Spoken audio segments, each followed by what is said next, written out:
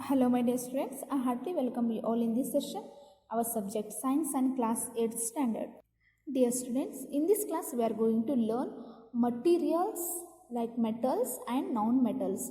Dear students, you are familiar with the number of materials like iron, aluminium, copper, gold, silver, etc. Yes, you are familiar with these all. So some materials have been given here. You observe that it is made of iron, silver, it is made of gold. Yes, these are metals like copper, aluminium. These are metals, except that others are non-metals. Observe in this table appearance and hardness of a materials. Object or a material appearance, hardness, very hard or not very hard. Dear students, iron. Iron is shiny. Yes. It is very hard. Yes, it is very hard. It is shiny. Yes. Coal, it is dull. Coal, it is in a black color. It is not shiny. It is not very hard. It is not very hard. Sulfur, have you seen a sulfur? It is aluminum. It is shiny. Copper, shiny. Sulfur is dull and it is not very hard. And collect other materials. The rest of the table are non-metals. So metals can be distinguished from metals and non-metals on the basis of their physical and chemical property. On which basis we are distinguishing them? On the basis of their physical and chemical properties. So what are the physical properties and what are the properties of metals and non-metals? Let us study.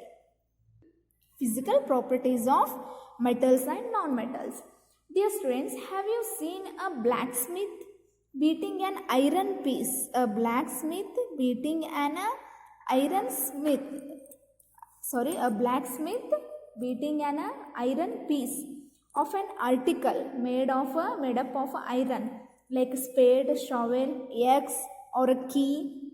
Yes, do you find the change in the shape of these articles on beating? So different articles are there. Here also observe this shape. Observe this shape. Yes, it is, and observe this shape. Actually, I don't have axe, shovel and spade, so I am showing this. So, would you expect a similar change in try to beat an piece of coal? Is it also be take shape like this? No. Let's find out by doing this activity 4.1. Take a small iron nail, a coal piece, a piece of thick aluminum wire and a pencil lead.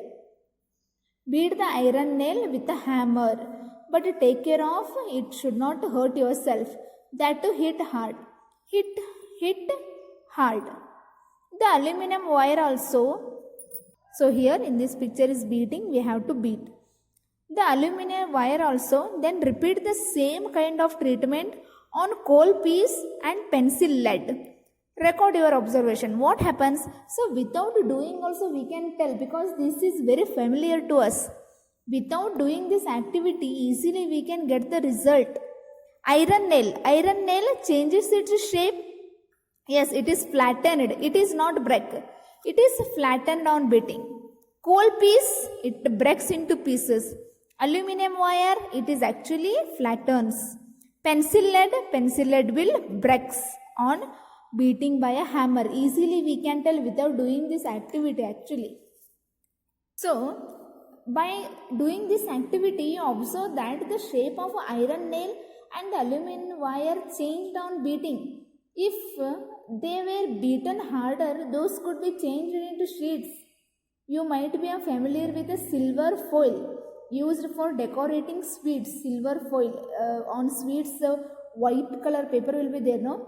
You must also be familiar with the aluminum foil used for wrapping food.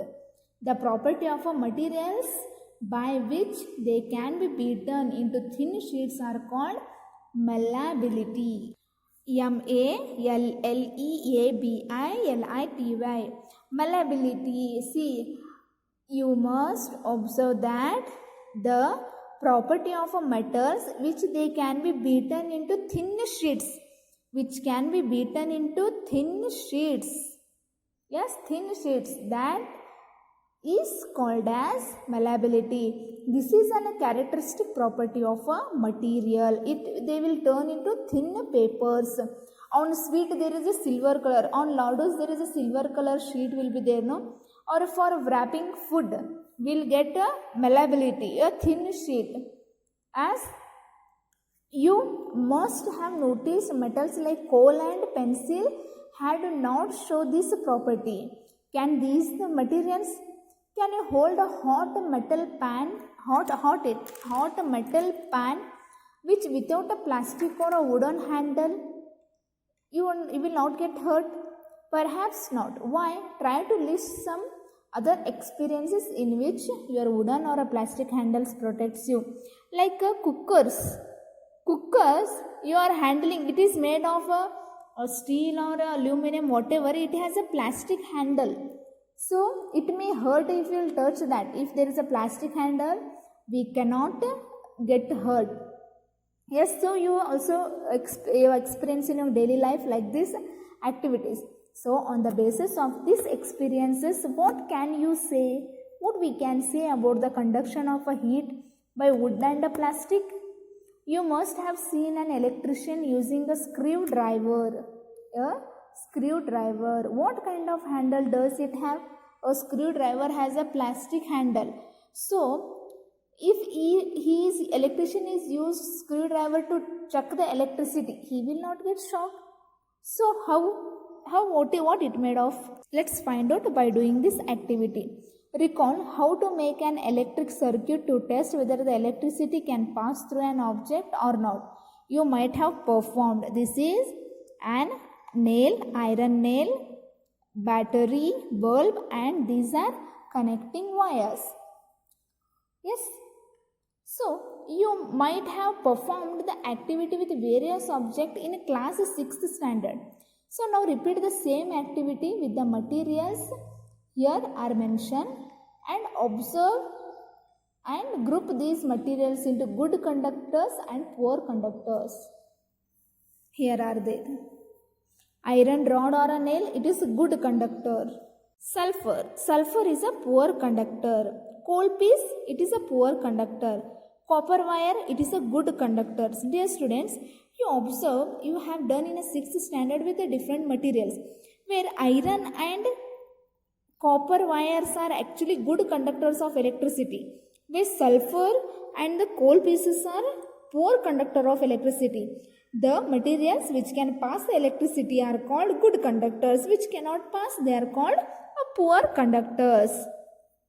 So what this activity actually concludes us? It means our experience, and then this activity was show that metals are good conductors of heat and electricity, as we have learnt in 6th standard. Aluminum and copper wires. Dear friends, where do you find these? Aluminum and copper wires are very familiar materials for us. Have you seen wires or coal? Definitely not. A wires or a coal you would not watch. The property of a metal by which it can be drawn into wires is called ductility. What is ductility? Listen carefully.